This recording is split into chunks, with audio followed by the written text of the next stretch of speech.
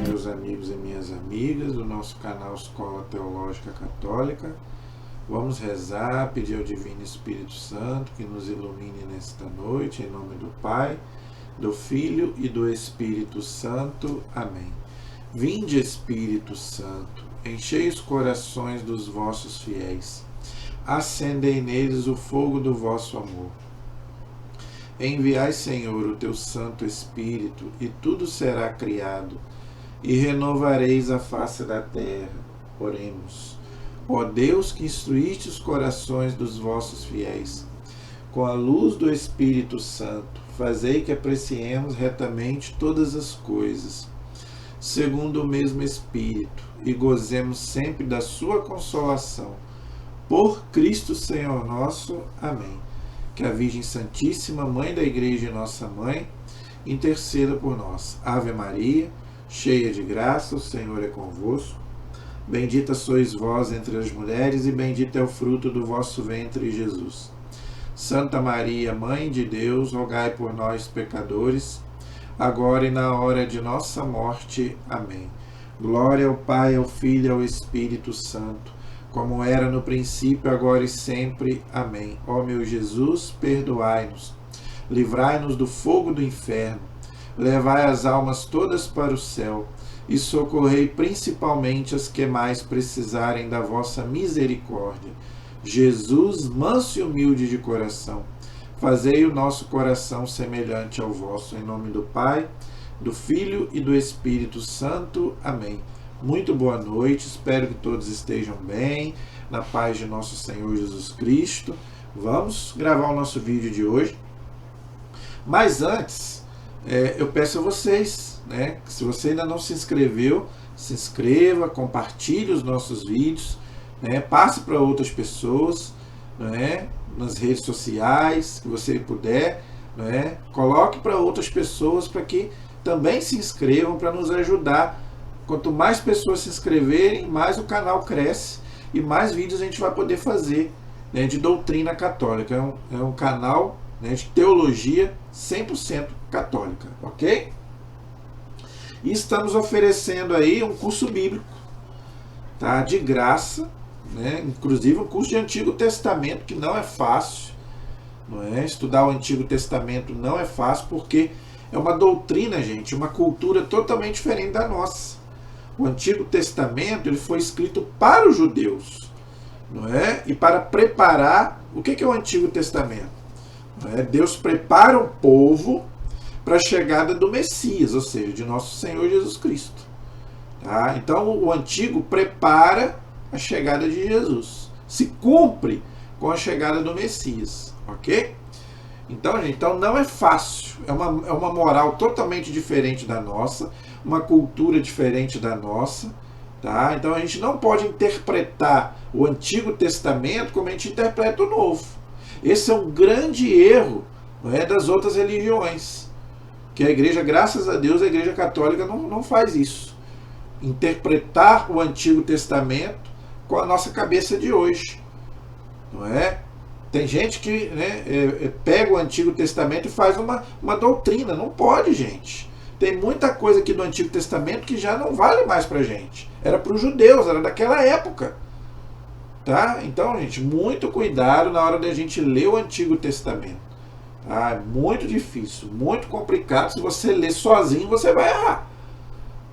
Não queira ler sozinho achando que você vai, igual Lutero falava, o Espírito Santo vai me inspirar, então não faça isso, tá? Que você vai errar, ok? Porque não é fácil interpretar o Antigo Testamento. Então, estamos estudando o livro dos Reis, que é um livro bem grande, são 2 livros, já terminamos o primeiro, na aula passada nós já começamos o segundo, já estamos na metade já praticamente, tá? Vamos caminhando aí, é grande, tá? O livro dos Reis é bem grande. Então hoje nós vamos estudar o capítulo 12, tá? Do segundo livro dos Reis, a página 523 da Bíblia de Jerusalém. Se você quiser me acompanhar, mas pode ser qualquer Bíblia católica, não tem problema. Tá? Então estamos no segundo livro dos Reis, no capítulo 12. tá? Hoje nós vamos estudar o capítulo 12 e 13, tá? Estamos estudando sobre o profeta Eliseu, tá? Que foi sucessor do profeta Elias. Elias morreu, deixou Eliseu como sucessor. E assim como Elias, era uma época de muita idolatria em Israel, né? Onde estava acontecendo muita idolatria, e os profetas denunciavam essa idolatria, não é? Os falsos profetas. Nós vimos na aula passada que Eliseu fez igual fez o profeta Elias lá, né? Desafiou os profetas de Baal, né? Quebrou lá as imagens lá dos ídolos, os templos pagãos, não é? Que não tem nada a ver, né, com as imagens da Igreja Católica. Já expliquei sobre isso aqui várias vezes. Era um outro contexto. Deus queria colocar na cabeça deles, né, o monoteísmo, né, adorar um único Deus, e o Deus verdadeiro no Antigo Testamento era espírito. Então como é que não tinha como fazer a imagem de Deus? Diferente do Novo Testamento. Aí não, aí Jesus fez homem. Ele é a imagem do Deus invisível, de São Paulo. Tá? Então aí você pode fazer uma imagem não para adorar, mas para venerar. Tá? Mas no Antigo Testamento não tinha como. Deus era espírito. Não é? Então Deus não queria que eles fizessem imagem de deuses falsos. Isso que é idolatria, adorar um Deus falso. Mas outros tipos de imagem Deus não proibia. Não é? Tanto que lá no livro do Êxodo, nós já estudamos, Deus manda fazer lá uns querubins, que são anjos. Colocar na Arca da Aliança, que é o lugar mais santo, né, dos judeus. Então Deus não era contra a imagem, Deus era contra a imagem de ídolos, deuses falsos. É isso aí que infelizmente os nossos irmãos protestantes não entendem, né, e criticam os católicos. Nós católicos não fazemos imagem de ídolo. Nossa Senhora não é ídolo, os santos não são ídolos, nem os anjos, tá? Mas eles ali faziam imagens para adoração, como se ali fosse o verdadeiro Deus deles, ok? Então totalmente diferente. Hoje nós vamos então ver o capítulo 12, tá? Lembrando, gente, que há aquela separação, depois que Salomão morre, né, as tribos são divididas, a tribo do norte e a tribo do sul. As tribos do norte, capital Samaria, e as tribos do sul, Jerusalém. Nós temos que falar isso para você entender o contexto. Judá era no sul, capital Jerusalém, da onde vai nascer a tribo, da onde vai nascer Jesus. Tá bom? Então nós vamos ver aí que a maioria dos reis que reinavam tanto no norte quanto no sul eram reis idólatras, que adoravam muitos deuses. Então Deus punia severamente esses deuses.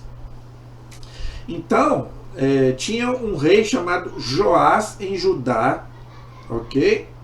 Que tinha 7 anos quando começou a reinar. Olha só, uma criança. Tá?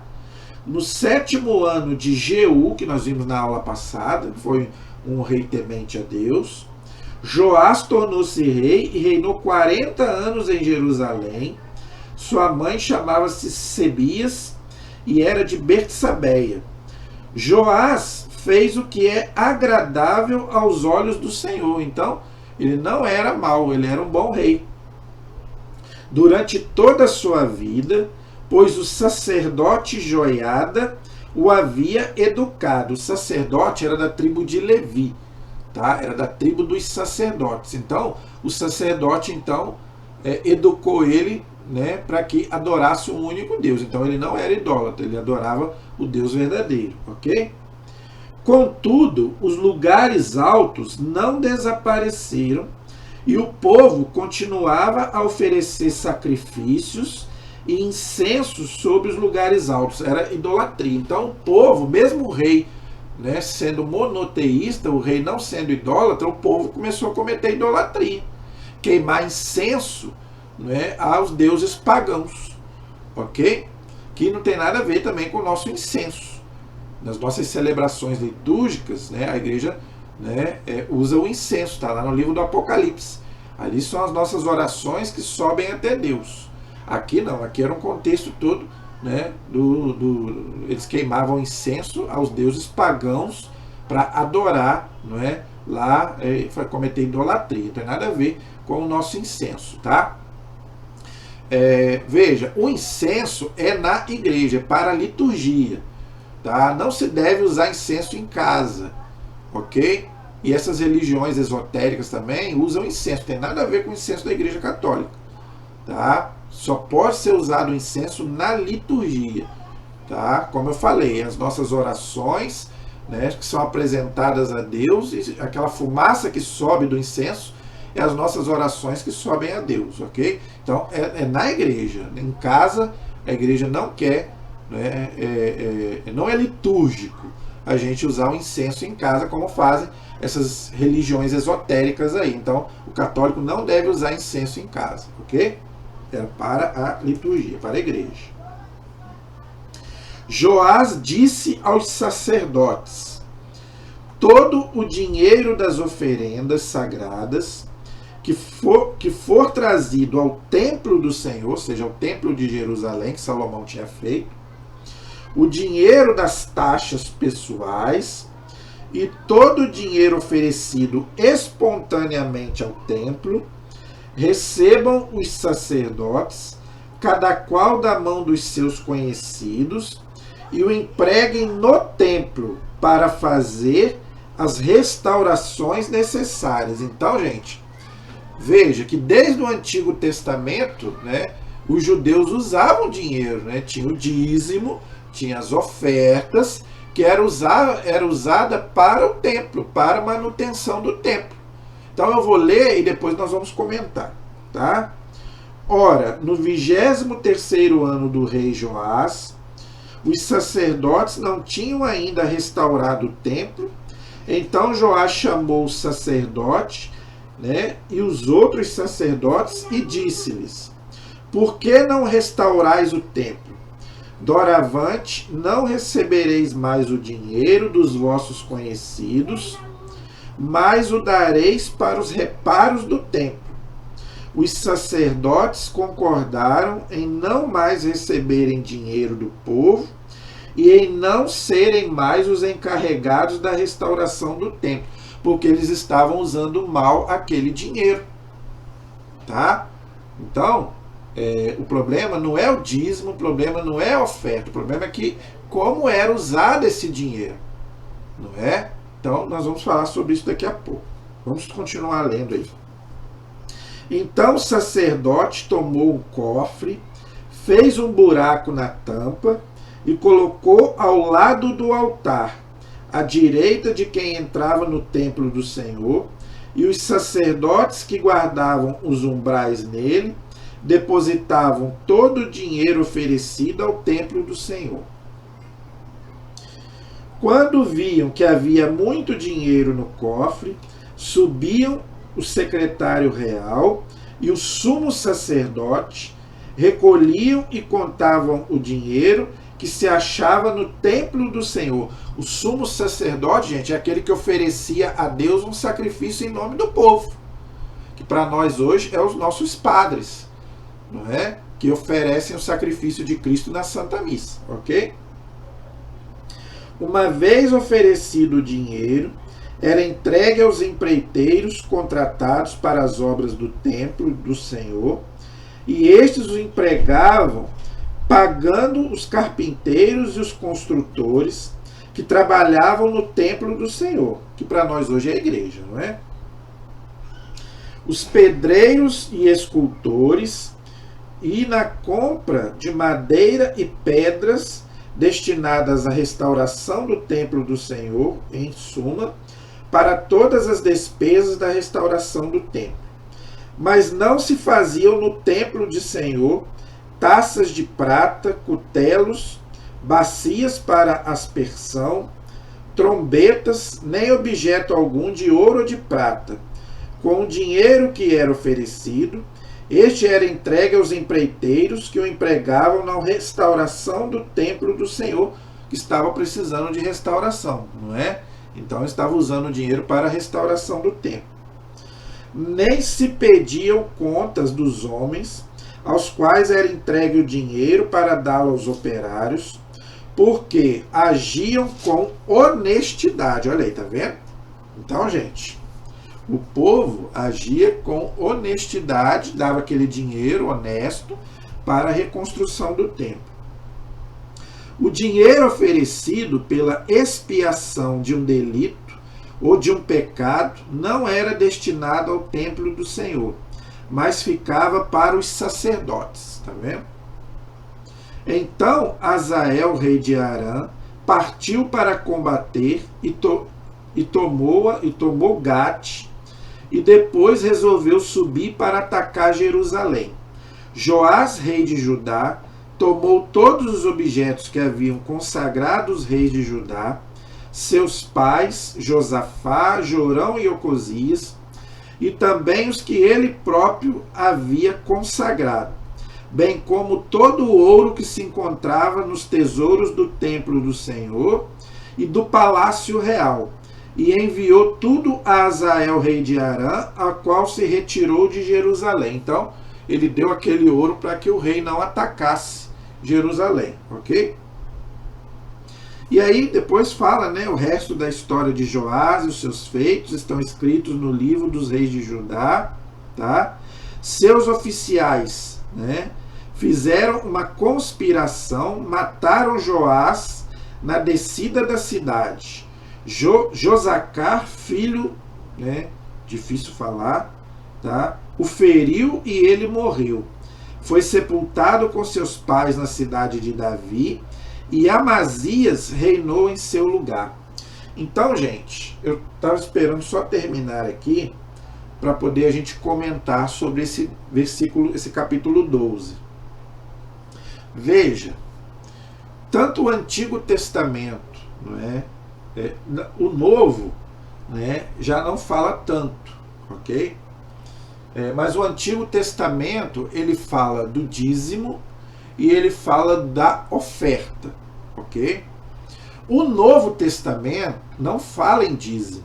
Se você pegar todo o Novo Testamento, você não vai ver a palavra dízimo. A igreja, né, no Novo Testamento não se usa a palavra dízimo. Usa-se a palavra oferta. Tem aquela viúva que deu aquela oferta, né? Está lá em Lucas 21, não é? Os apóstolos falam, né? Atos dos Apóstolos, de oferta fala, mas não fala em dízimo, tá? Então, tem muita gente questiona, pergunta sobre essa questão de dízimo e essa questão de dinheiro, de oferta, tá? O que a Igreja Católica ensina sobre dízimo e sobre oferta, tá? Veja, primeiro, vamos explicar a questão do dízimo, vamos explicar a questão da oferta, tá? E depois a gente vai explicar para que serve cada um deles, tá? E como funciona, tá bom? Veja, eu vou até fechar minha Bíblia aqui para explicar melhor, tá? Tem gente que acha que dízimo e oferta é a mesma coisa. Não é. Dízimo é uma coisa, oferta é outra, tá? Uma coisa é dízimo, outra é oferta, tá bom? Veja, o dízimo, tá? Quer dizer o quê? Tá? Você que trabalha, você tem um salário, você tem uma renda, não é? Então, o dízimo é para quem trabalha. Se você não trabalha, você não precisa dar o dízimo. Não tem, claro, não tem nem como. Tá? Então, o dízimo é para quem trabalha. Quem trabalha tem um salário, tem um ganho. Tá? Então, é quando você tira um pouco desse ganho que você trabalha, Deus te dá a graça de você trabalhar, ganhar o seu dinheiro, não é? E desse dinheiro você tira uma porcentagem para a igreja. Isso é dízimo. Então, vamos supor, né? Eu trabalho, tenho lá, ganho lá 2, 3 salários, vamos supor, ou um, que seja. Né? Eu vou lá, tiro aquela, né? Eu recebo o salário, vamos pôr um salário. Hoje é um salário R$ 1.600, vamos pôr assim. Então eu vou lá e tiro, né, 200 para a igreja. Isso é dízimo. Tá? Então isso é dízimo. Eu tirar um ganho do meu salário e dar para a igreja. Isso é dízimo. Ok? A oferta é diferente. A oferta, né, não precisa ser do meu salário, ok? Não precisa ser do meu ganho, é separado do meu ganho, e eu vou lá e oferto para a igreja, além daquilo que eu já dei no dízimo, tá? Então eu dou aquela oferta para a igreja, aquela quantidade para a igreja. Isso é oferta de livre e espontânea vontade. Eu já dei meu dízimo, vamos supor que eu recebi o meu dinheiro e dei lá R$200 de dízimo. Aí eu quero dar mais 100 de oferta. Isso é oferta. Eu quis. Deus tocou no meu coração, eu quis dar 100 e fui lá e dei 100. Isso é oferta. Tá? Isso aí não precisa ser do meu salário, pode ser de qualquer, né, de qualquer dinheiro que eu queira dar. Além daquele dízimo que eu já dou. Ok? Beleza. Então, uma coisa é dízimo, outra coisa é oferta. Ok? Veja. Valores, tá? Não, a Igreja Católica ela não fala em valores, nem para dízimo e nem para oferta. Tá? Os nossos irmãos protestantes, eles, por exemplo, o dízimo, eles dão 10%. Para eles é obrigatório dar 10%. Eles interpretam lá, porque a palavra dízimo significa 10% da palavra. A palavra dízimo, né, vem a 10ª parte. Então eles interpretam ao pé da letra uma lei lá do Antigo Testamento, que o dízimo, gente, é uma lei. Outra coisa, o dízimo não é um mandamento, é uma lei lá do Antigo Testamento. Se é uma lei, não é obrigatório. O dízimo, para nós católicos, não é obrigatório, porque não é mandamento. Uma vez eu conversando com um parente meu que é protestante, ele debateu comigo que o dízimo é mandamento. Eu falei, não, senhor, claro que não é. Os 10 mandamentos estão lá bem claros, lá, né? No Êxodo capítulo 20, você não vê falar em dízimo. O dízimo é uma lei do Antigo Testamento. É só você ver lá, a lei do dízimo. Então não é mandamento. Tá? Então não é obrigatório você ser dizimista. Tá? Mas a igreja, né, ela pede para que o católico seja dizimista. Eu sou dizimista, graças a Deus, eu sou dizimista. Tá? Mas não é obrigatório ser dizimista. Agora, veja, para nós católicos não tem quantidade. A igreja não amarra 10%. Não. Os irmãos protestantes, não, tem que ser 10%. Na maioria das igrejas tem que ser 10%. Né? Para nós católicos não é 10%. Ah, eu quero dar 20%. Você pode dar 20%. Ah, eu não posso dar 10%, eu vou dar 5%. Pode dar 5%. E pode dar com tranquilidade. Com tranquilidade na igreja, que Deus não vai ficar bravo com você. Ok? Então aquele que deu 10% vai receber a bênção maior do que aquele que deu 5%? Claro que não. A bênção de Deus é de graça. Isso é outra coisa errada. Tá?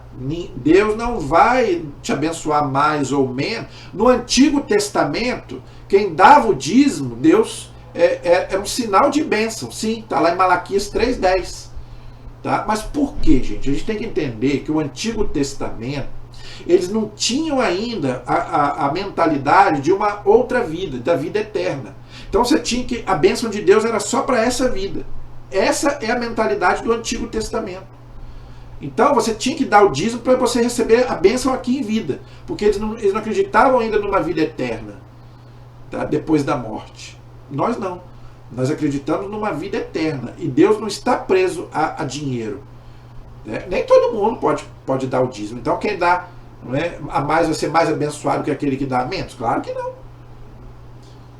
Jesus disse bem claro, está lá no Evangelho de São Mateus, capítulo 10. A bênção de Deus é de graça. Dai de graça o que de graça recebeis, ou seja, a bênção. Então, a bênção de Deus ela é de graça. Deus não vai te abençoar por causa de dinheiro. Agora, para que nós somos dizimistas e para que nós damos oferta? Primeiro, para a manutenção do templo, igual nós vimos aqui. Acabei de ler. Para que eles davam aquele dinheiro? Para a reconstrução do templo, não é? Então, nós também damos o dízimo, primeiro, para a manutenção do templo. Entendeu? Porque, gente, tem gente que fala, né? A igreja é rica, a igreja arrecada muito. Não, meu irmão, não, a igreja não é rica, a igreja não arrecada muito, não. A igreja tem muita despesa. Gente, tudo nessa vida custa dinheiro. Você que é pai, você que é mãe, você que trabalha, você vê na sua casa aí as coisas, ainda mais hoje em dia. É fácil. Você tem que pagar luz, água, telefone, gás. A igreja precisa disso tudo, meu irmão. Você gostaria de estar numa igreja caindo aos pedaços? Duvido. Tem gente que esse pessoal que fica falando aí devia frequentar então uma igreja caindo aos pedaços, com o banco todo lá, sentar no chão. Não, outra coisa, para Deus tem que se dar o melhor. Para Deus o melhor, porque para Deus tem que ser sempre o pior. Não, então o templo tem que estar impecável.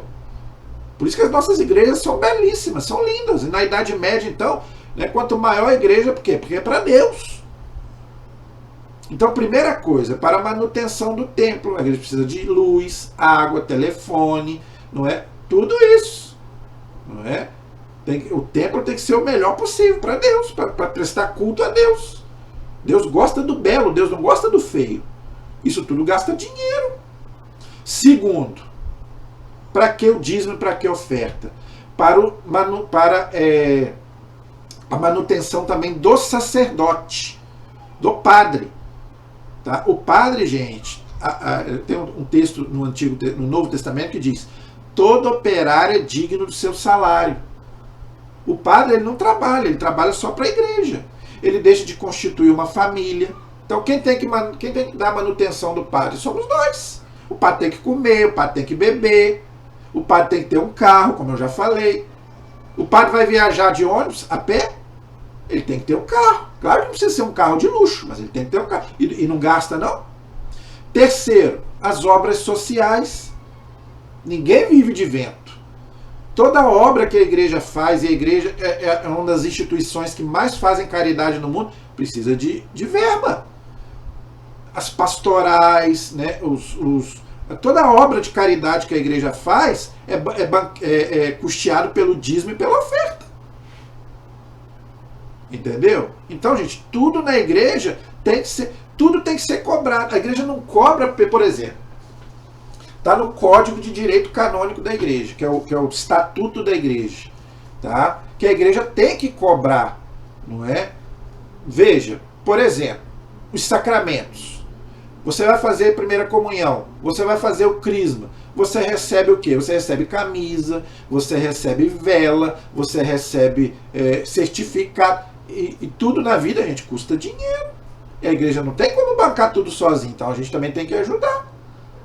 Entendeu? Então, gente, tudo nessa vida. A igreja é uma instituição divina, mas ela é uma instituição humana. Se ela tem a parte humana, ela precisa de verba, ela precisa de dinheiro. Agora, claro, não é? Claro, não é que se estiverem usando o nosso dinheiro para coisa errada, eles vão prestar contas a Deus, não é a mim e a você. O dinheiro que nós damos para a igreja, se não é usado corretamente, Deus vai ver, Deus vai olhar isso. Então, gente, São Paulo diz uma palavra muito bonita: Deus ama aquele que dá com alegria. Então, se você é dizimista, não importa a quantidade, se você gosta de dar sua oferta, dê com alegria. Se for para você dar com raiva, não dê. Para Deus, não faça nada obrigado. Só se Deus tocar no seu coração. Ah, Deus tocou no meu coração, eu quero ser dizimista, eu quero dar minha oferta, aí dê. Não se importe com valores. A igreja nem fala em valor. É você que escolhe. Você pode dar o que você quiser. Tá? Mas Deus ama aquele que dá com alegria. Tá? Então a igreja católica é a favor sim do dízimo, é a favor sim da oferta, claro. Ninguém vive de vento. Tá? Mas a igreja só não quer que se dê com raiva, né? Com má vontade. Tá? E não se preocupe onde está indo o seu dinheiro, mas muitas igrejas prestam contas. Graças a Deus, a maioria das igrejas prestam contas do, né, onde vai o dízimo, não é? Aonde vai a sua oferta, não é? As obras que é feita. A maioria delas prestam contas. Mas mesmo que se não houver prestação de contas, não se preocupe. Ah, onde está indo o meu dinheiro? Se usar o seu dinheiro de forma errada, vão acertar as contas com Deus. Pode ficar tranquilo. Você está dando de boa vontade. Agora não é sua, não é mais com você. Agora é com quem está usando o seu dinheiro, para o lado bom, para o lado mal. Se o padre, gente, estiver explorando, estiver usando o dinheiro de forma errada, ele vai ser o primeiro a prestar contas a Deus. Ok? Então, gente, a igreja não é contra o dízimo, a igreja não é contra a oferta. Tá? A única diferença da igreja católica para a igreja protestante é que lá você é obrigado a ser dizimista e você é obrigado a dar 10%. Eu estou falando, gente, porque eu tenho parentes protestantes que, né, é só você conversar com eles, eles vão te dizer. Entendeu? E lá eles ainda estão na mentalidade do Antigo Testamento. Se você não for dizimista, você não vai ter a bênção de Deus. A igreja não fala isso. Tá? A igreja diz que a bênção de Deus é independente do seu dízimo, independente da sua oferta. Tá? Então a única diferença, mas a igreja é a favor do dízimo, é a favor da oferta. Ok? A única diferença é essa. Que não é obrigatório aqui dar 10% de dízimo.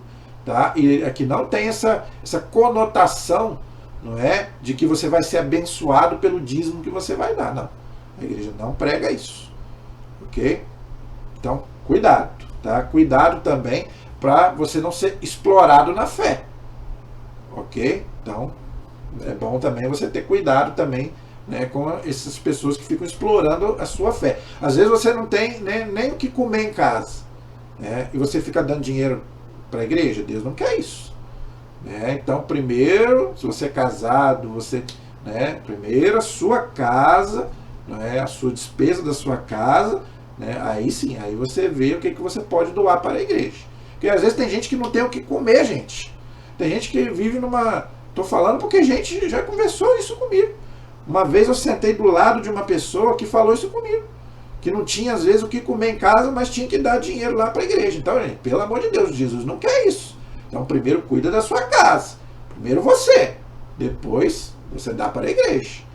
Não é? Porque tem muita gente enriquecendo aí também com o dinheiro dos outros. Então, a gente sabe que existe isso. Não é? Então vamos também, não é, saber, né, ter cabeça, tá? Mas que o dízimo e a oferta são coisas bíblicas, são. Só não é mandamento, é uma lei do Antigo Testamento, tá? Que, vamos dizer assim, a igreja continua, né, colocando no Novo, mas sem essa conotação de, se você não der o dízimo, não der a oferta, que você não vai ser abençoado. Não tem essa conotação, tá, no Novo Testamento. Agora, Jesus valoriza muito aquilo que eu falei. Se você dá com alegria. Lembra aquela viúva que deu aquela moedinha? Jesus falou que ela deu muito mais do que aqueles que deram uma quantidade muito maior. Tinha gente lá que depositava altas quantias. E Jesus falou que ela deu, né? Por quê? Porque ela deu de coração. Então, é o que eu estou falando. Não importa o valor.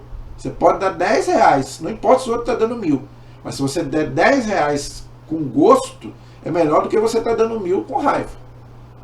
Tá? Então, dê com alegria. Dê se você sentiu no coração que você quer fazer. Ok?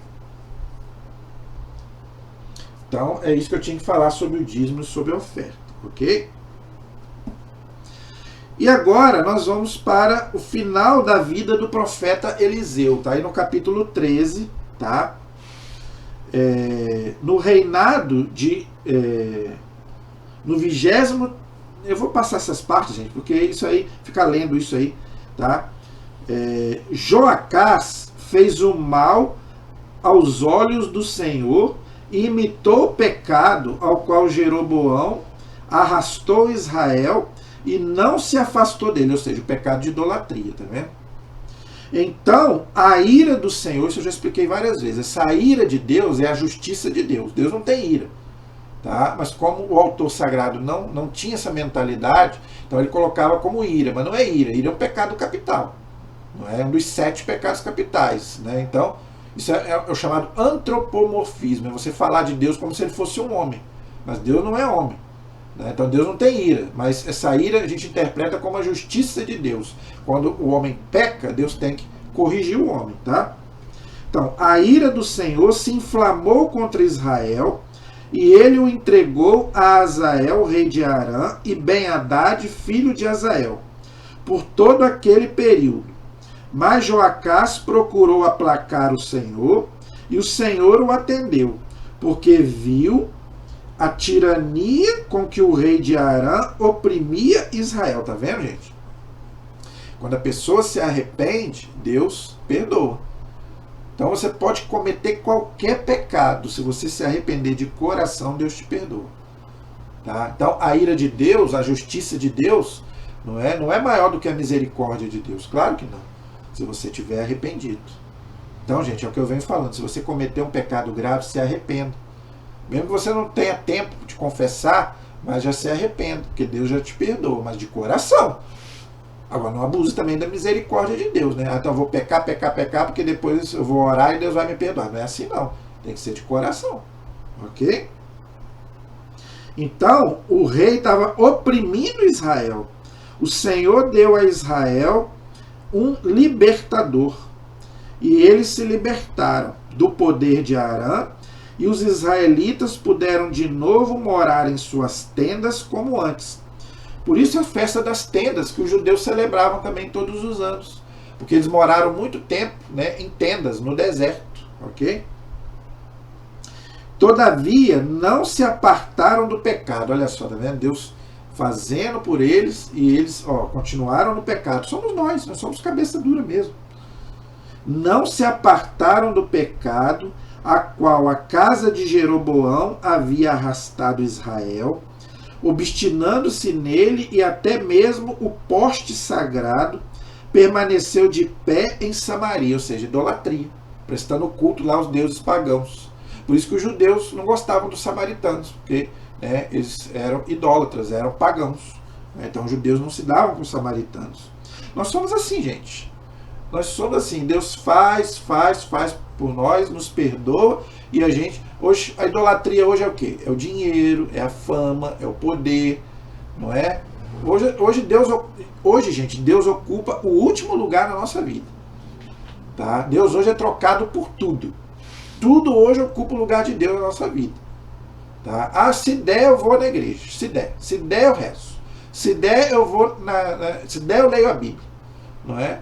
Então Deus ocupa o último lugar, não o primeiro.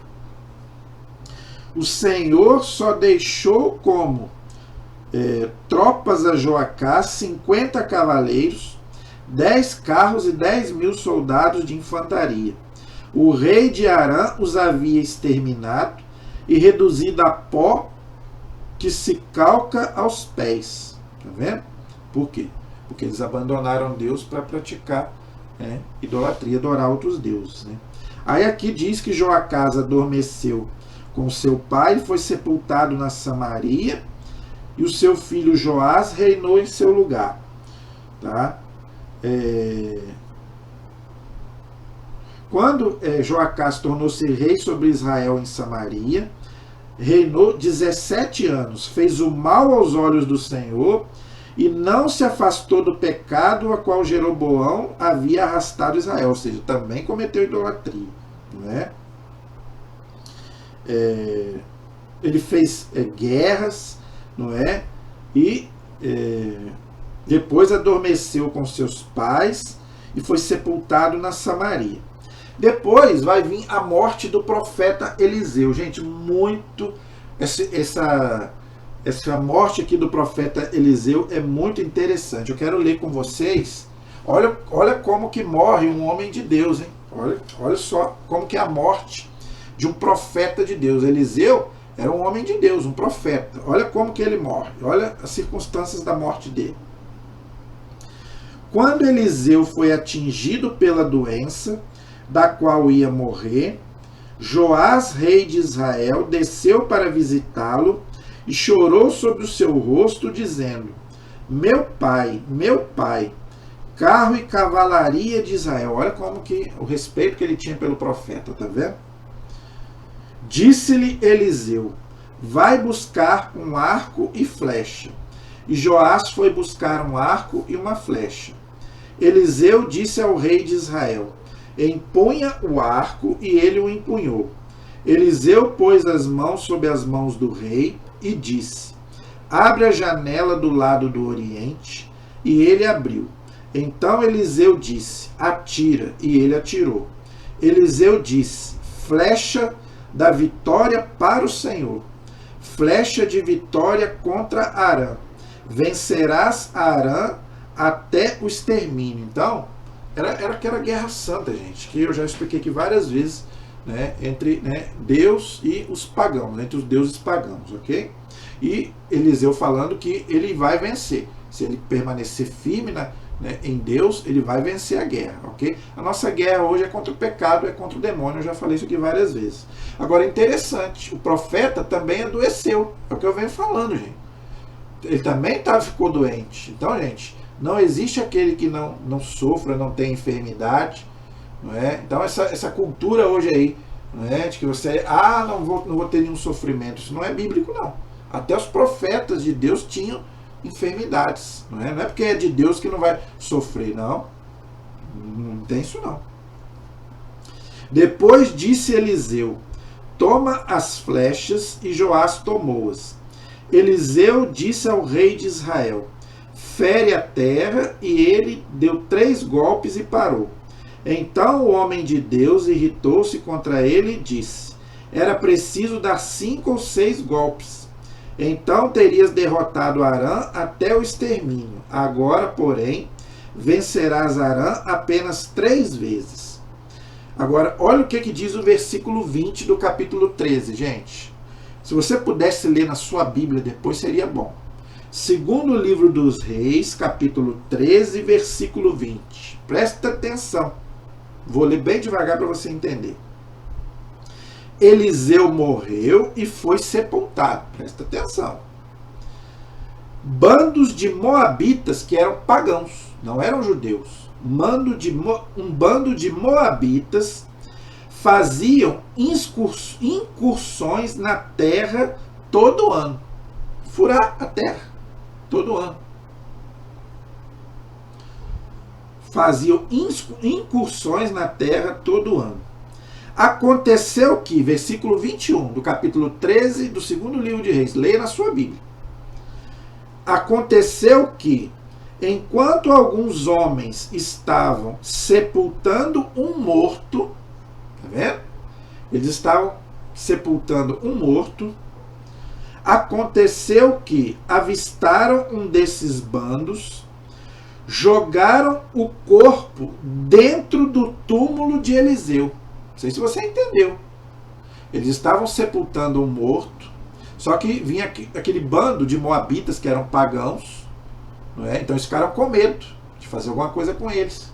Então o que eles fizeram? Pegaram o morto e sepultaram no túmulo de Eliseu, como a gente faz hoje.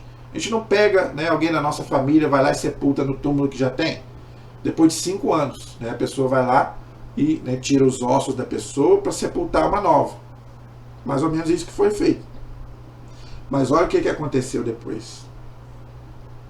Jogaram o corpo dentro do túmulo de Eliseu e partiram. Foram embora com medo. Né? O pessoal, os moabitas estavam vindo, os pagãos.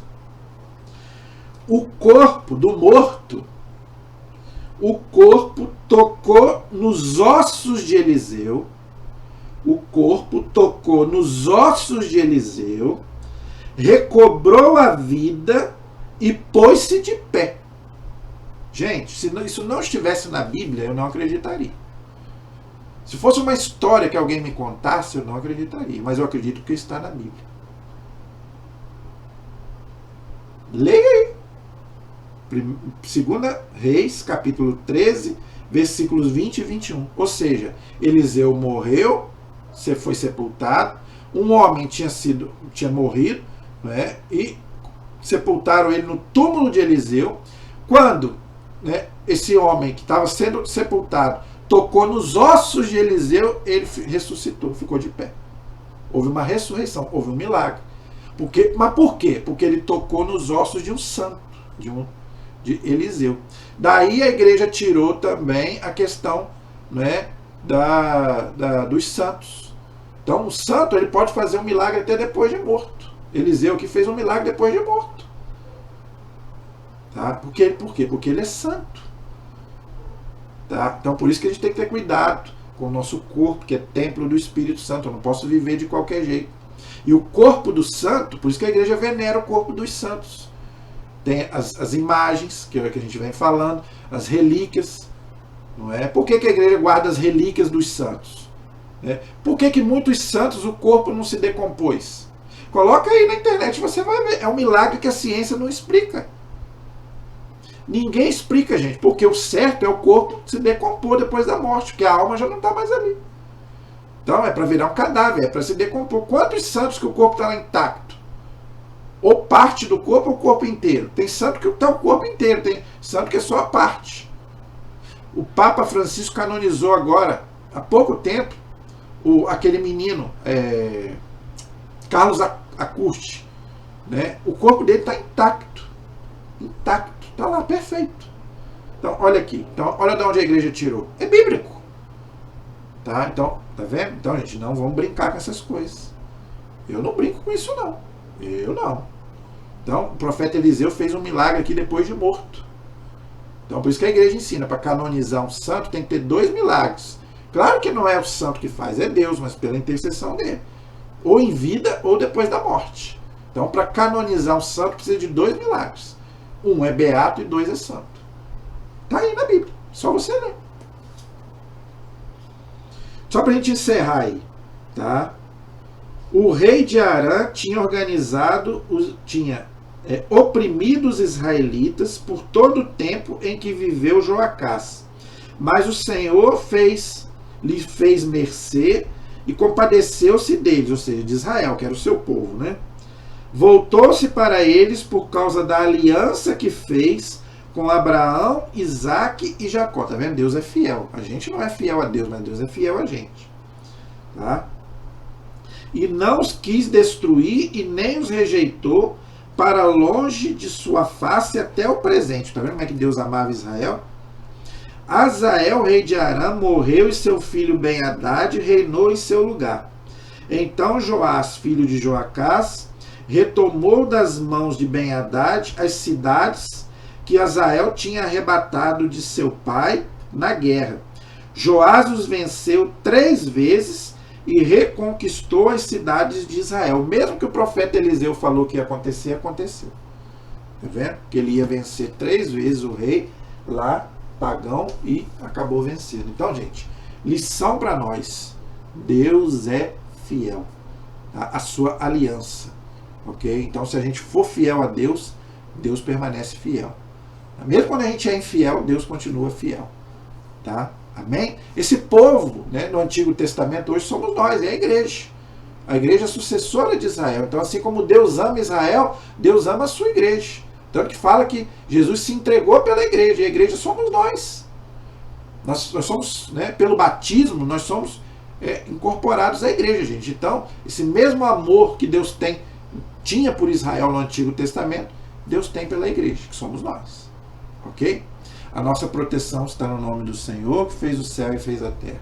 Estivemos e permaneceremos unidos em nome do Pai, do Filho e do Espírito Santo. Amém? Deus abençoe a todos. Até o próximo programa, se Deus quiser.